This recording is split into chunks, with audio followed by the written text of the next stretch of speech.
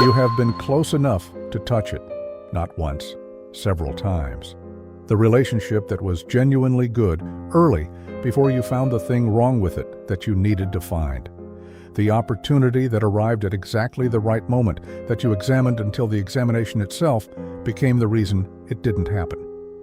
The period of real contentment, nothing extraordinary, just the ordinary sufficiency of a life that was working, that you disrupted not through any dramatic failure, but through a series of small withdrawals, small complications, small additions of doubt, until the sufficiency had been replaced by something more familiar. Something that required more management and offered less. Something that felt, in a way you probably didn't examine directly, more honest. The disruption did not feel like a choice. It felt like perception. You saw the flaw in the relationship, the risk in the opportunity, the unsustainability of the contentment. The seeing felt like clarity. It was accurate enough that the accuracy provided cover for the operation underneath it, for the movement away from the good thing that was happening in real time, toward the version of circumstances that your psychology had, for reasons you haven't fully named, decided it could live with. You have told yourself this is self-protection, that you are someone who has learned through experience to see the problems before they arrive, to not be caught off guard, to not invest fully in things that will eventually fail, to maintain enough distance that when the inevitable disappointment comes, you are not destroyed by it. This account is not entirely false. The pattern is protective. The question is what it is protecting, and whether what it is protecting deserves the cost you are paying to protect it. Viktor Frankl made an observation that did not receive the attention it deserved, perhaps because it appeared in the context of an argument about meaning that most people absorbed and moved past without stopping at its most uncomfortable implication. His central claim, developed in the specific crucible of the camps where the ordinary structures that make life feel manageable had been removed with thoroughness, was that meaning is not found, but made. That the human being, in the space between stimulus and response, retains the capacity to choose not what happens to them, but how to orient toward what happens. This is the part that gets quoted. The part that tends to go unremarked is what the choice of orientation actually requires. It requires believing that your orientation matters, that you are someone whose responses to the world have significance, not in the cosmic sense, but in the immediate, practical sense that how you meet what arrives is genuinely consequential, and believing that requires, at a level more fundamental than the intellectual endorsement of the idea, that you are someone for whom good things are possible. Not guaranteed, not owed. Possible in a way that your presence in the world does not automatically foreclose. Many people cannot access this belief, not because they have been told they cannot, not because they have consciously concluded that good things are not available to them, but because the self-story they are living in was constructed at a time and under conditions in which their capacity to receive good things was genuinely in question, and the story, which was accurate then, has been maintained past its expiration date with such fidelity that it now determines the experience of a life it was never designed to fit. The self-sabotage is not malfunction. It is the story operating correctly. The story says you are someone who has been treated as not enough, or as too much, or as contingently lovable, or as fundamentally at risk. And the story is coherent, internally consistent, supported by years of evidence that was itself partly produced by the story. And when something good arrives that is not compatible with the story, a person who wants you fully, an opportunity that treats your capacities as genuine, a period of life that offers something other than management and recovery. The story does what it has always done. It finds the explanation for why this is not what it appears to be. It waits for the catch. It introduces the complications that make withdrawal feel like wisdom. You are not destroying the good things. You are protecting the story. The distinction matters because destroying the good things is a behavior that can theoretically be interrupted.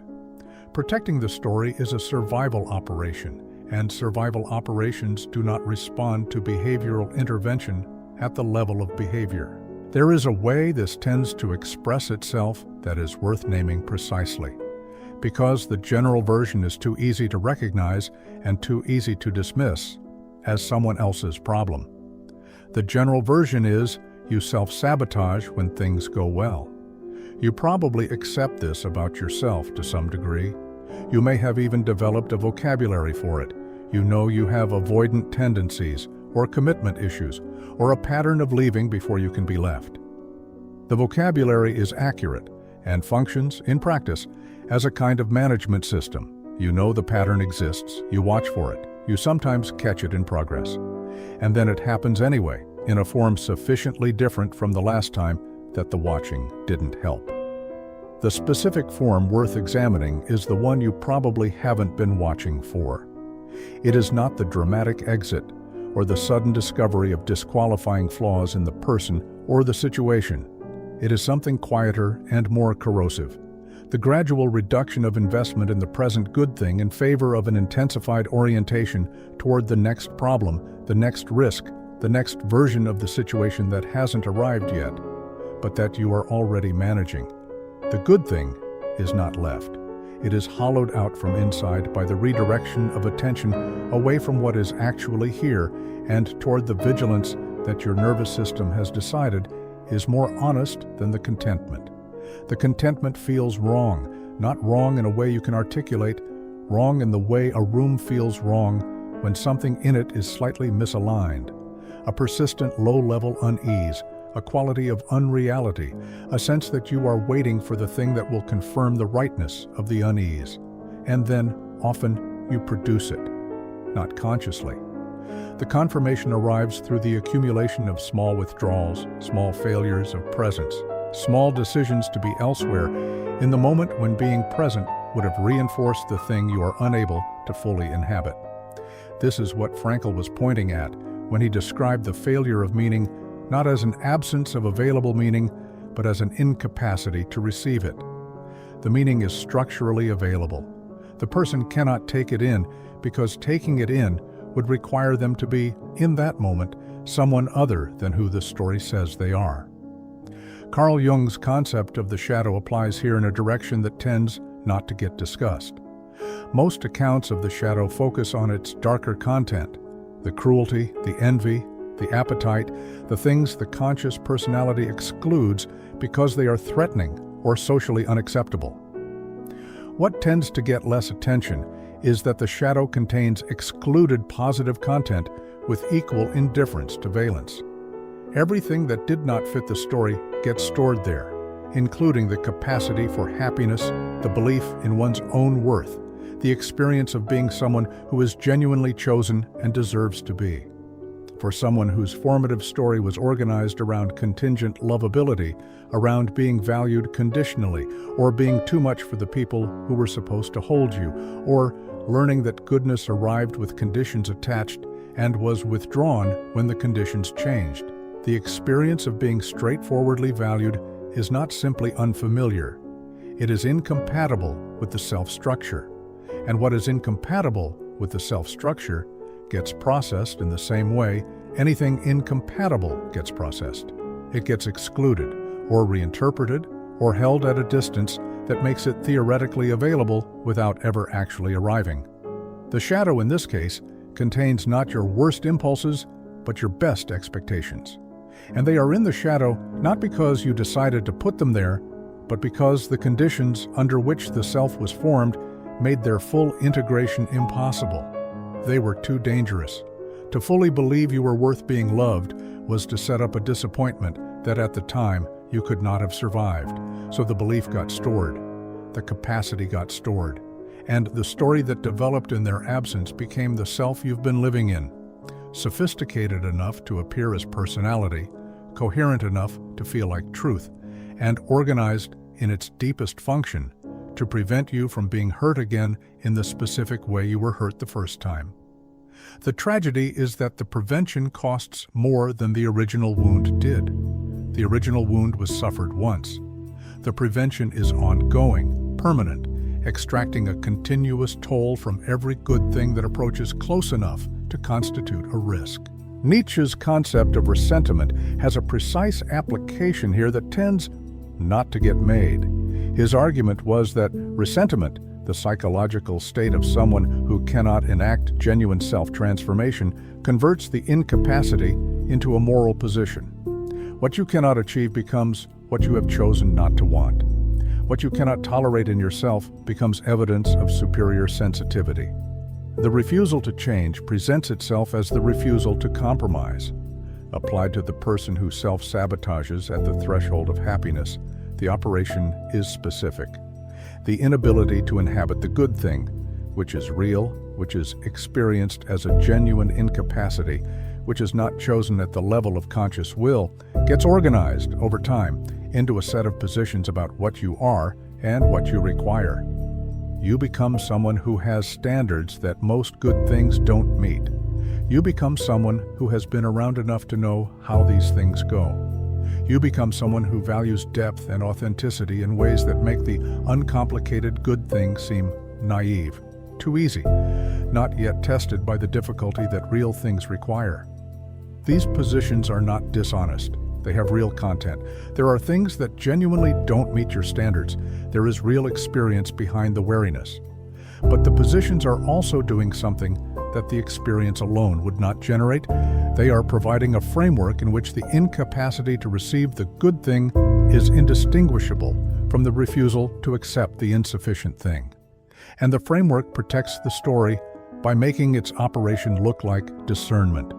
This is ressentiment in its most private form, not the resentment directed at other people, but the resentment directed at the self's own unrealized possibility, converted into a philosophical position that makes the unrealization virtuous.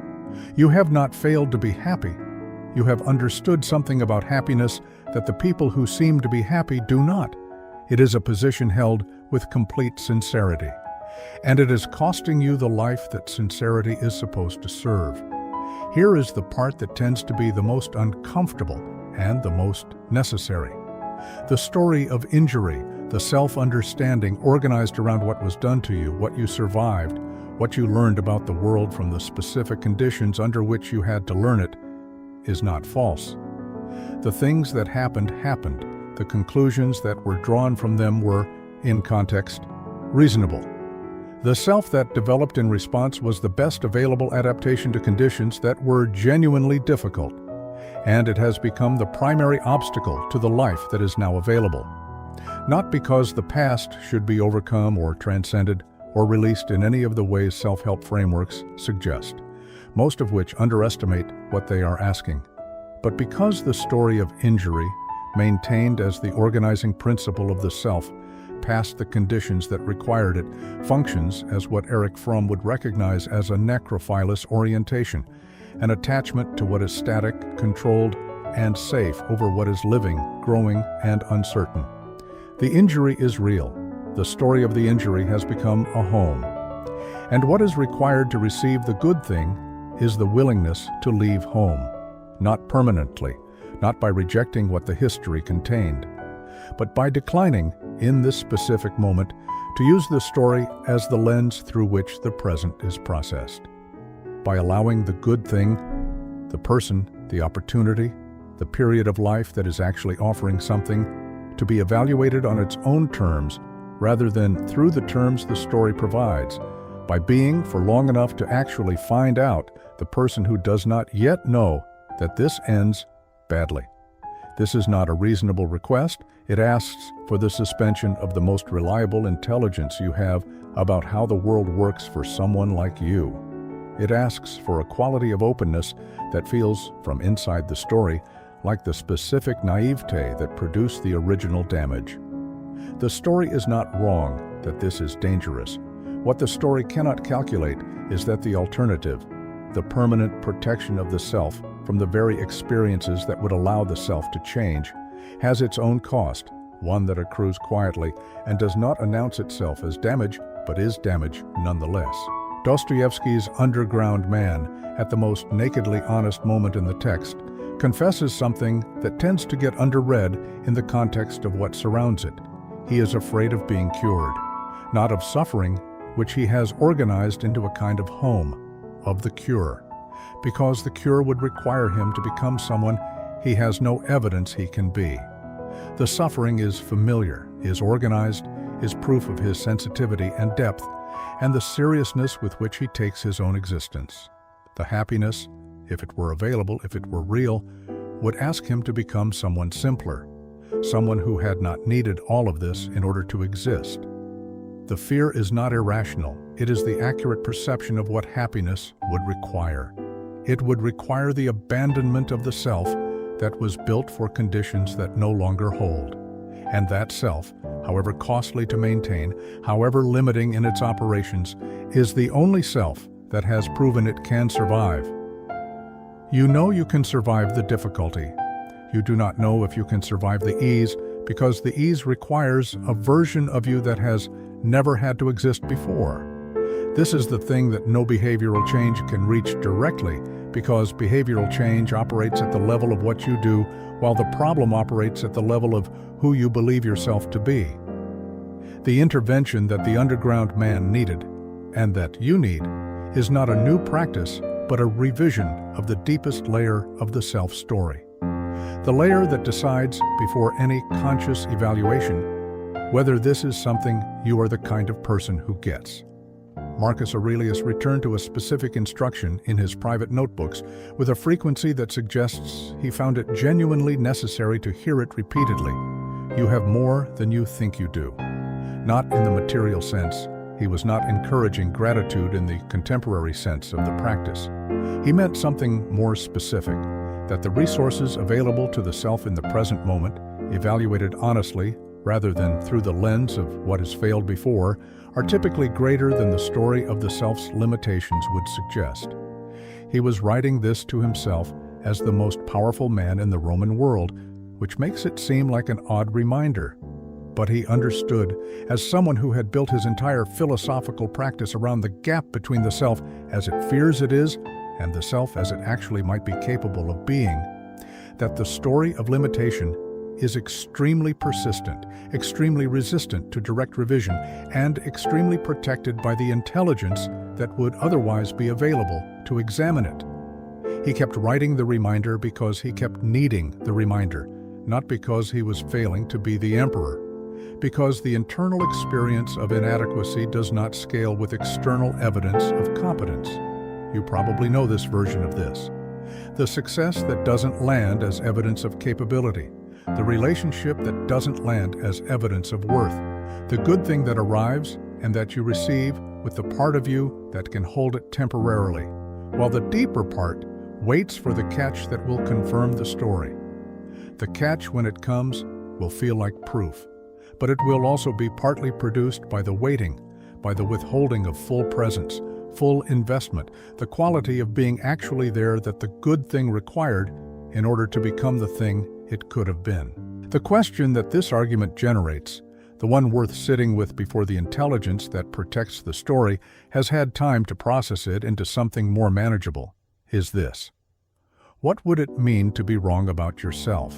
Not about your history, not about what happened, but about what it means, about what it established, about whether the conclusions drawn from the specific conditions of the specific formative period are the accurate account of what you are capable of receiving in this present life, in these present conditions, from this person or this opportunity or this period that is actually here. The story says, you know how this goes. The story has evidence. The story has been confirmed enough times by the pattern the story itself helped to produce that it functions as self-evident truth. And it is still a story.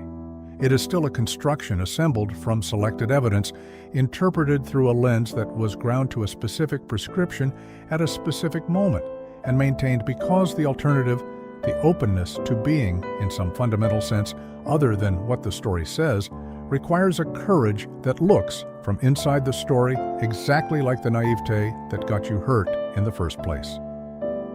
Camus wrote that the revolt he valued was not the revolution that resolves the problem, but the insistence on remaining present to the experience of living it without guarantees. Applied here, the willingness to inhabit the good thing without the guarantee that it won't end. without the story's preemptive protection against an ending that hasn't happened and may not happen, and that, even if it does, you are more capable of surviving than you currently believe. You have survived everything that has happened so far. Not easily, not without cost, but completely. You are here, intact, conducting this examination. The story says that survival required the protection. It is possible the survival happened despite it. It is possible that the thing standing between you and the good life that is available is not the risk of the good life, but the story that has decided on your behalf and without current evidence that you are not the kind of person it is safe for. That decision was made a long time ago by someone in conditions that no longer exist, for reasons that were legitimate then. Whether those reasons are legitimate now is the only question that remains.